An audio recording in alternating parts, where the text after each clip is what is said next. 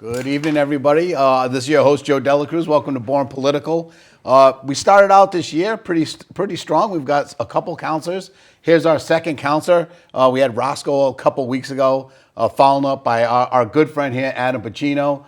Born Political. Again, you guys, this show really is about folks and who they are. We talk about this all the time. We have people around town that run our town, and we don't really know who they are.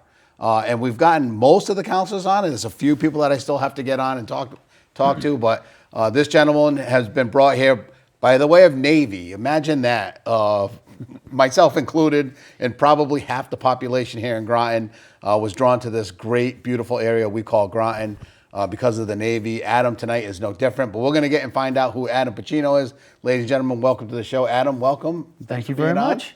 Thank you very much. Yeah. So, Born Political, it's about who you are, and really, I start off with where were you born? You're not a Groton guy because you came here. I was born and raised up in Boston, Massachusetts.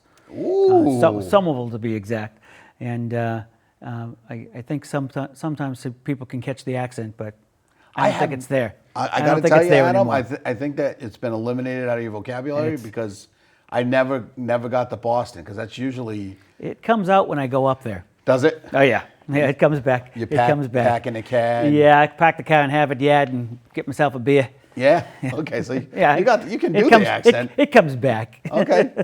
So did you go to elementary school in Boston? I did. I went to elementary school in Somerville, actually. My elementary school was 2 blocks away. My junior high school was across the street, and my high school was just up the street. So okay. I never saw a school bus unless we were going on a school trip. I had the same exact growing up. Never saw a school bus. I never ever took a school bus. I wanted to. My house was turned one direction away, and other turns were facing another street. And they got the bus, and they had to walk past my house and stand in front of my house, but I couldn't get on the bus. To this day, I still don't understand why not. But in London, it was probably the same kind of town. Is Somerville more city, or is it? Oh, much. Yeah, it was close enough to Boston. I used to walk to Boston Garden and Fenway Park for games. Oh, so you're in. It was great. It was great during the '80s. Yeah. when the Celtics great again. When the Celtics were killing it. Celtics are looking good now, man. I think they looked good last year. Yeah, they did. Right until they started the playoffs. Hey, listen, it's tough to win in that league. I watch a lot of basketball. It's tough. All right, so you go through elementary school. How many siblings do you have? How big is the household? I got 3. I'm the third one. Sorry. Yeah. I got an older sister and an older brother, and they're 7 and 6 years ahead of me. So you were never even in school together. No, we never were in the same school together. And I was always a baby. Yeah. I got treated better. Everything was better for me than it was for them. It describes. It explains a lot about you. It was. My siblings weren't allowed out of the yard until they were like 13 or 14, and I was 3 blocks away at 7. Well, there's a fading of concern. Exactly. That many parents experience. Yeah. They're all over the first and second kid, but the third one's it's just have at it. Now 7 years is a big difference. So they at that point they're almost role models and not siblings. I mean, I learned what not to do. You learned what not to do. Oh yeah. Don't come home drunk. Don't get piercings that you didn't tell anybody about. Yep. Yeah, those were hard-learned lessons that I didn't have to hard learn. The 10,000-foot view from because you're 6 years behind. It was great. Wow, it was great. So then you go to high school. Anything in school it sounds like you had a great. I fell in love with carpentry, and my dad was in the service. Yeah. He was a postal guy in the service. He ran the post office in the reserves. And he kept telling me, he says, don't be a grunt. Don't be a grunt.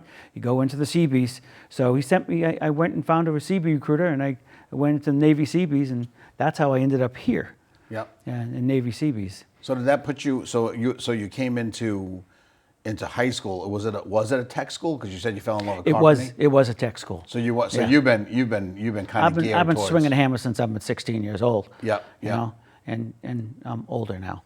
Just a bit. Just a touch. I'm older. You can barely tell. I was going to say 18, 19, but Yeah. I know you spent a while in the service, so we can't even go there. So right out of high school, so before high school, you kind of pre-joined. I took a year off. Oh, you did? Yeah. I went to college for a year, and then I joined the service. Up in Boston area? Or Yeah.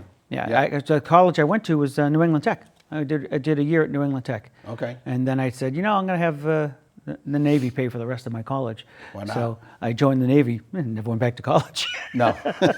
But you have that GI Bill one day, right? Yeah, it's there. Maybe it's still there. Maybe you want to It's go. You can burning use a it hole for in your my kids, pocket. can't you? Or no? Not that one. Oh. But I took a couple of courses after I got out of the service. Yeah. After I retired, so I went up to Three Rivers. Yeah. and- Well, and- what was the and used it detail? up. So you were CB right all the way. You never. I was a CB for 13 years. Yeah. And then they wanted me to go to a battalion that was in California, and I wasn't a California guy, so Yeah. I said, I'm going to skip out on this. So I got out of the CBs and I joined the Connecticut National Guard on active duty with them. Okay.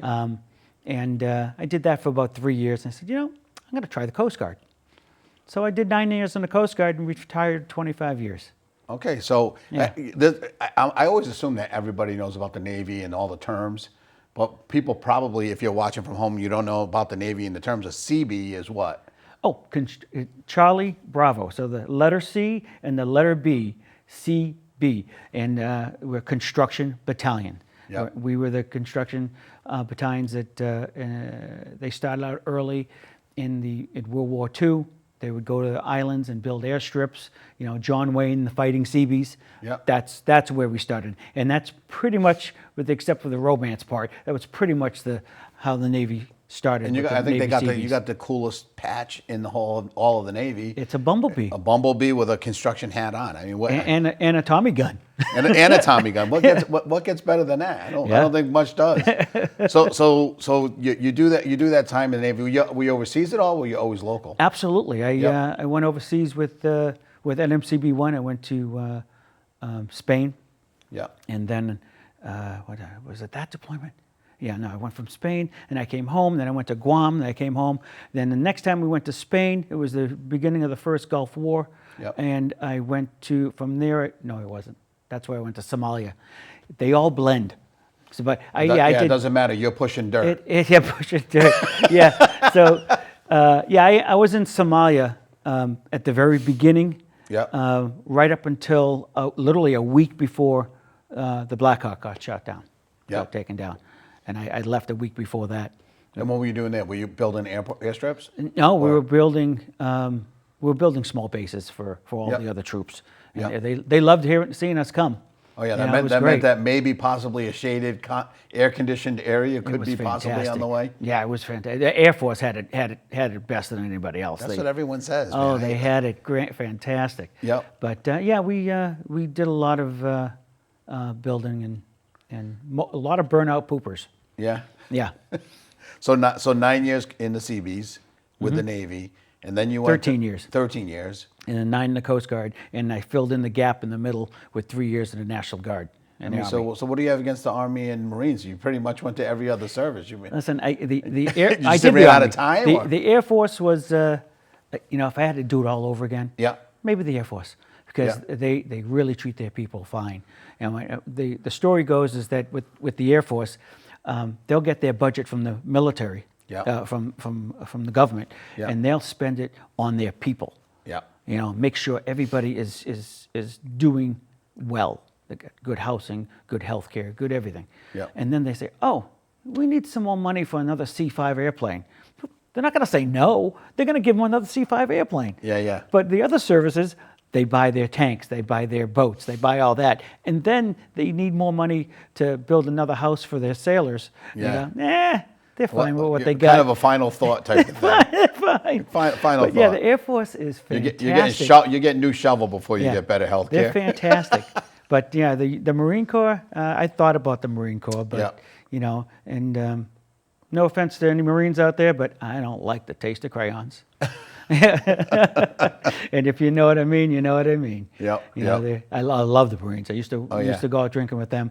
They're hard chargers. I've Yeah, been listen, I've been on field exercises with them. hard charges.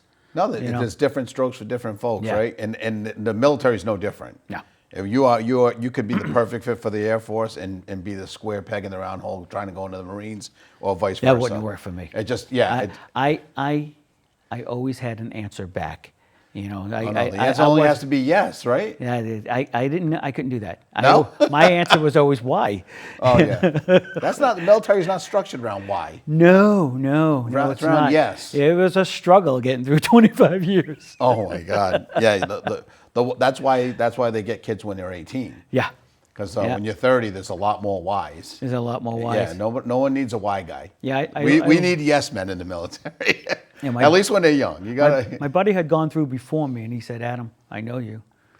Don't try to figure out why. Just do it, because it doesn't make sense. Just do it." Yeah. And I did that for the first couple of years, and then I thought that I was smart enough to ask why and put in my 2 cents. But my 2 cents from here to to a ranking officer didn't matter.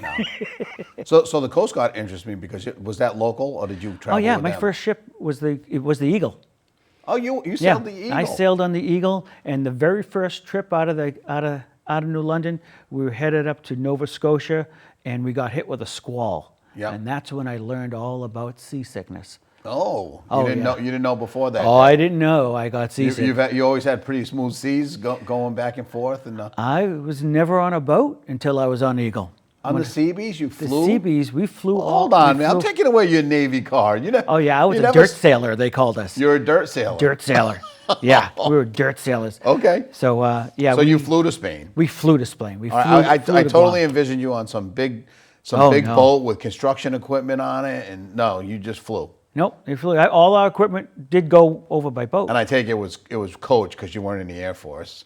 Yeah, so it was definitely you were coach. back in the plane squeezed in Yeah, somewhere. yeah. Okay. It was a plane with nothing but Seabees. You know. Yep. It was nice. The only time we saw a boat was if we looked out the window and there was one down there. Okay. You know? So you go on the Eagle, and these are usually seasoned folks that are on those boats. So they were probably surprised to see you hacking over the side, or were you alone? Were you alone hacking, or did you have some friends? There were a lot of people hacking. Oh, there were. The Okay. Squalls are pretty bad, and Okay. the Eagle moves differently than any other ship that you may have been on because it's a sailing vessel. Yeah. So you know, most vessels when they're charging through the water, they'll crash on the waves. But the Eagle, when it comes up, the wind catches the sails and the front goes over. Yeah. Then it hits back, and so the front of the ship will do one of these. Yeah. And Yeah. So were you under sail power at the time, or no? most of the time, yeah. Really? Most of the time.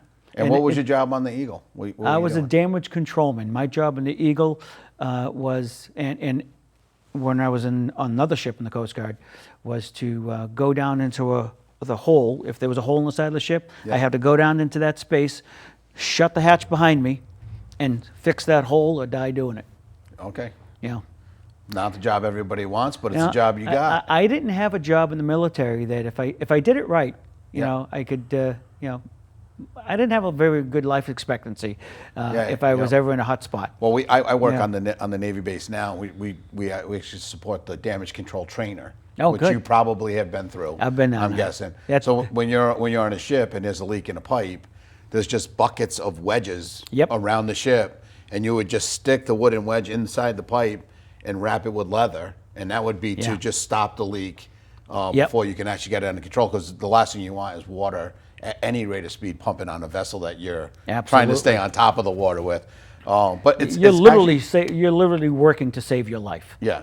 You know, you're not just fixing a leak in a pipe like a plumber Yeah. here on Yeah. land. You're literally working to save your life. Can't go to Home Depot and No. come back later.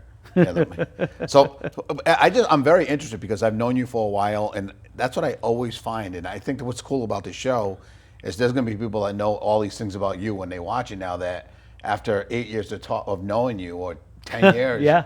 that I really haven't had this kind of a conversation. And most people don't.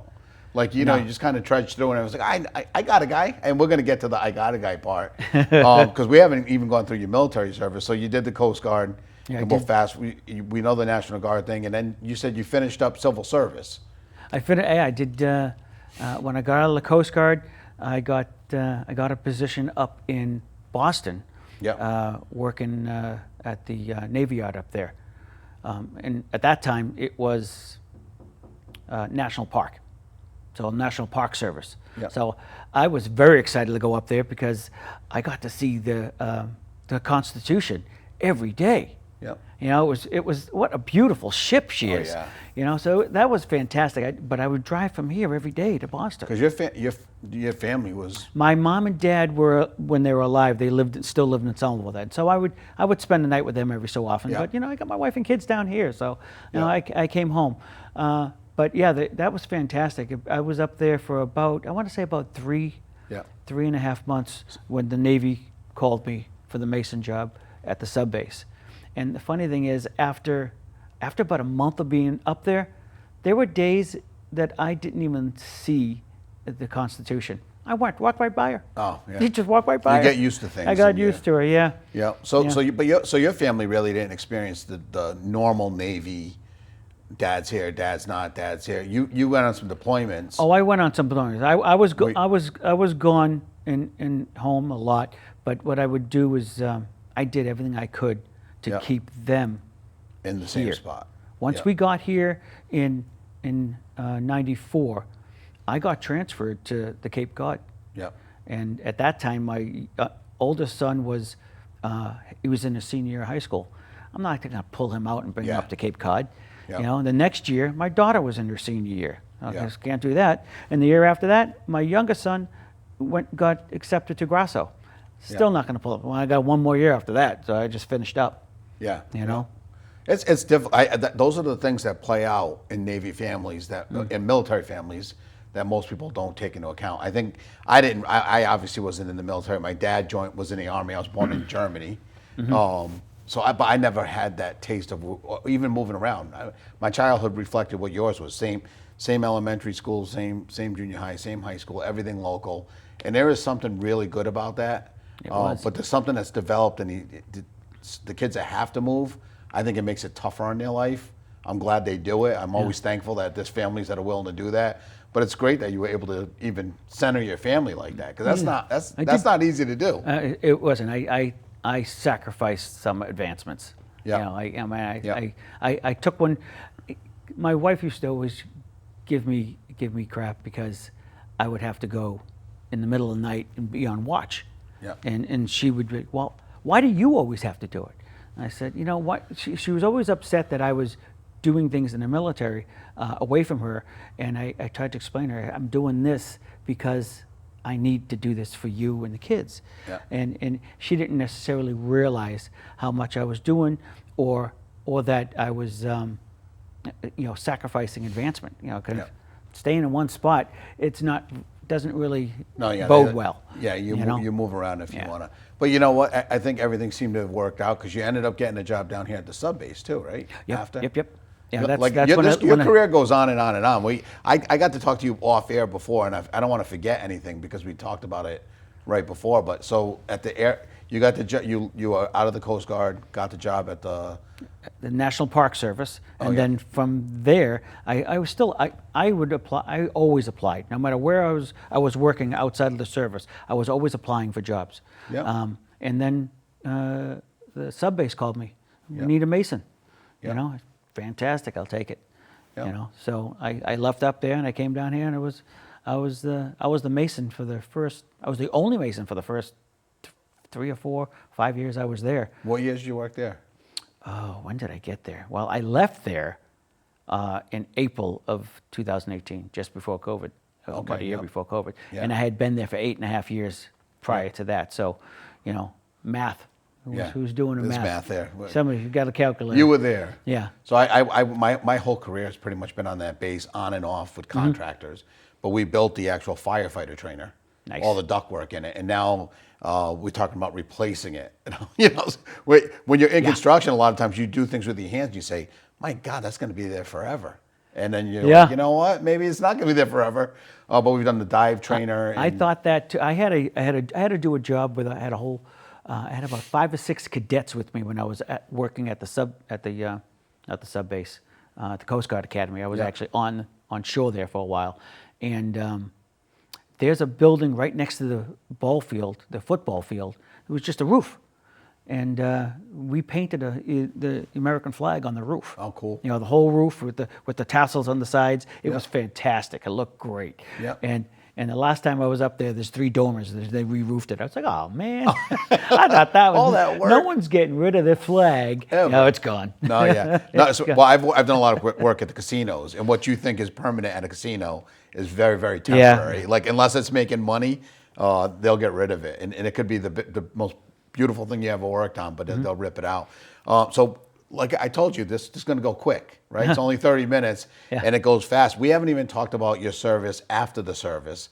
You started a business. It's called I Got a Guy, right? At one point in 2017, I decided to strike out on my own, and I started I Got a Guy.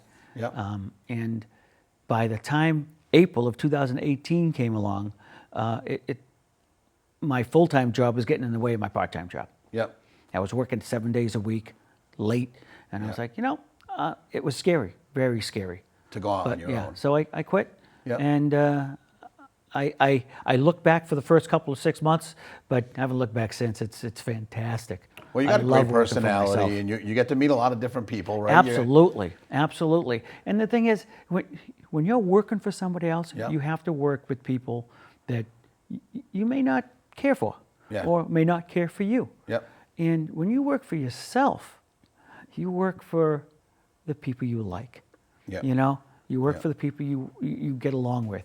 Now, do you have to do it all? Are you that guy that goes home and that also writes the bills out and mails them and does the bookkeeping and does the so you're the quote guy, and I've always admired guys that go out and do that on their own. That's the tough part, because that takes so much time away from hammering nails, Yeah. And recently, my wife, she was working at the Navy daycare for the longest time. Yep. And then and she left there and tried to do something at another daycare, and she's just her body up and down with the kids. Yep. It's tough. It's tough. And I told her, I said, something. There's a position that I got a guy. So I got a gal. I need a gal. So from the 2nd of January till now, so far, she's been working with me. So you doubled your workforce in Doubled 2024. my workforce, and we're going to double. I Got a Guy is growing, and they got a hold of your name has been up there with your number. It's an easy way to get a hold of them. Everyone I've heard that you've done work for has been extremely happy. A lot of it is answering the phone and showing up. Finishing the job. That's not an absolute anymore. Yep. In fact, and I don't. Well, the thing, I take jobs that I'm comfortable with. I'm a one-man show. Yeah. I'm not doing siding on a 2-story, 2-family house. Yeah. I'm not doing that. Yeah. It's going to take me forever. I do the small jobs. You're filling the gaps, though, that are almost impossible to be filled. There's people that need the window screens changed from winter to summer. Absolutely. And absolutely. They've gotten a little older. They can't do it anymore. And you can step right in. Depending on the job too. I mean, I can, like, I had an older woman had an issue with her a window that broke. Yeah. And she would call. Normally, she would have called Yoast Home Improvement or some bigger place. And they need the big ticket items, and they probably want to, sell her the whole Someone house. else, yeah. And I'll just fix the window. Yeah. I'll just fix the window for her. It's amazing that people forget that you can fix windows. I had Ruby Glass come to my house. So if you get foggy and it doubles. Oh, yeah. And we all think that we have to rip those out and throw them in a garbage can. No, those are fixable. Like all those things. So in the repair business, where people are looking at it and seeing this massive cost, you're like, no, it's reasonable. It's so reasonable. And you fix it. I take that pane right out, just bring the whole thing down to them, and board up the window for a week, and they finish it, bring it back, I put it back in. Yeah. Done. Now, I knew time was going to go fast because there's only like 4 minutes left, and we haven't even talked about your political career. Oh, yeah, I got one of those. You do? I got one of those now. He's up there as a Groton Town Council, but he started at the RTM. How many terms did you do there? I started at the RTM when I was still at the sub base, and I was told I could not run for office because of the Hatch Act, because I was still working for the government. Okay, yeah. And the Hatch Act doesn't allow that. So, but on occasion, I was available to be appointed if there was an opening. So I did that, and then when I finally left in 2018, I got elected the following year. So I've been on the RTM, I think, roughly two terms. And just freshly elected here this past November. And then just got freshly elected to the town council. So I was able to step in those shoes. I served on the council, and I got to tell you, for me, I'm not sure. I know everyone feels it that I talk to, but the fact that a town of 40,000 people chose you as their voice, because there's only 9 of you, and together you're going to set policy, set budget. You're going to be the face of the town in a lot of different ways. And how does that make you? I mean, it's pretty. It's hard to humbling. Imagine that I was worthy of that. Well, you definitely are, but I understand what you're saying. It was very weird. Yeah. I mean, this is all Natalie Billings' fault. Well, a lot of people can blame Natalie Billing. I'm going to blame her for it. But yeah, she asked me to run because I was happy. I just did my one month meeting. It's a little more now. Yeah, now it's more. Yeah. But I like it. I do. I really do like it. I don't dread coming into for the meetings. Yeah. I gotta get a haircut once a month now. That's a thing. Yeah. But now you got this perspective too of you. I mean, what I think about people in politics and being born political is you have to have experience, and I just mean life experience. And you've delved into. That's what I brought into the government side, the military side, the civil service. That's what I think I brought. I brought the military retiree aspect of it, and as far as I can tell, the blue collar aspect to it. Yeah, you're a contractor. So I mean, I believe that Councilor Roscoe works some blue collar, but he's more bringing the retiree aspect as well as Councilor Jones. Yep. Councilor Jones is very smart. He knows he's got other stuff he's doing too. He brings a lot to it, not just. He's been on this show. He's a renowned author. Yeah, but I'm just the blue collar schmo. You're a guy. And you're the guy. I try to look at things with common sense. Yep.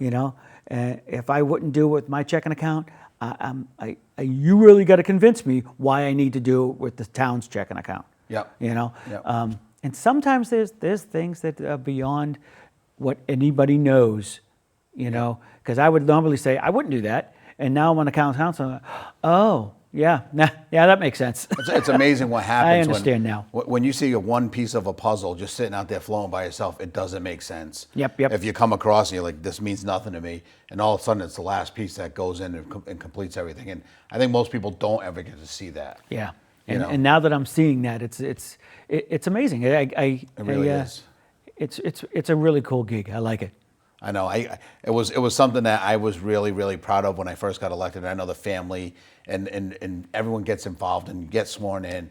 But when you first sit down and you're like, wow, like this many people actually thought that I'd be able to handle these decisions. And it happened to me, it happened to you. And that's why I encourage people to go out. This is Born Political. We are down to our last 15 seconds. And I just want to take that time to thank you for being on the show tonight. And make sure once we get into budget time, you may have to be coming back on this show to explain what's going on in the town of Groton, because the best way to hear it is from the people that lead this town.